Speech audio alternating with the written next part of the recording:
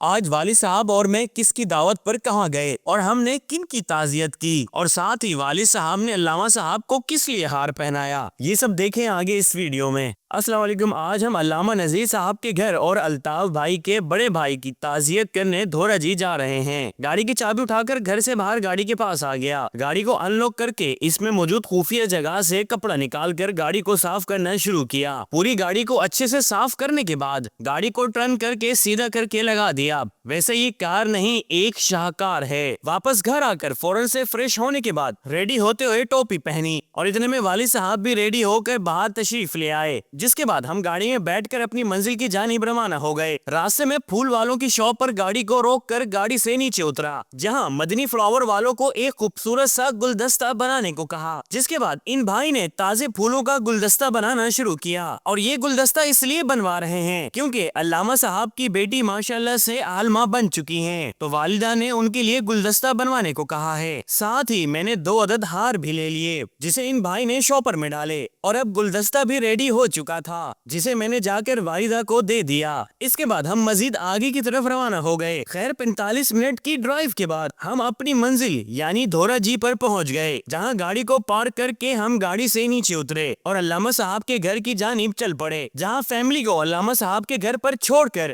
والد صاحب اور میں حبیبیہ مسجد پر پہنچ گئے، جہاں پہنچ کر علامہ صاحب سے ملاقات کی اور انہیں عید کی مبارکباد دی، کیونکہ یہ ولاگ عید کا ہے۔ اس کے بعد ہم نے مغرب کی نماز ادا کی۔ نماز ادا کرنے کے بعد میں نے والد صاحب کو خصا سیدھا کر کے دیا، جس کے بعد ہم الطاف بھائی کے گھر کی طرف چل پڑے، جہاں الطاف بھائی نے ہمیں ویلکم کیا۔ جاتے ہی والد صاحب نے الطاف بھائی کے بڑے بھائی حاجی عبدالرؤف صاحب کی مغفرت کے لیے دعا کی اور انتقال پر کافی دکھ کا اظہار کیا۔ اس کے بعد ہم نے آپس میں کچھ باتیں وغیرہ کی اور چائے وغیرہ پینے کے بعد ہم نے اجازت لی، چونکہ اب عشاء کا وقت ہو چکا تھا، تو عشاء کی نماز ادا کر کے ہم نے پٹھان بھائی کو گرم گرم نان لگانے کو کہا، اور ان کے پاس چکی کا آٹا الگ رکھا ہوا تھا اور میدے کا الگ، اور ذرا یہ چیک کریں، شاید یہ پشاوری نان ہے۔ خیر اب ہمارے چکی والے آٹے کے نان لگنا شروع ہو چکے تھے، جس کے بعد ہم نان اٹھائے علامہ صاحب کے گھر کی طرف چل پڑے، جہاں پہنچ کر والد صاحب نے علامہ صاحب کو ان کی صاحبزادی کے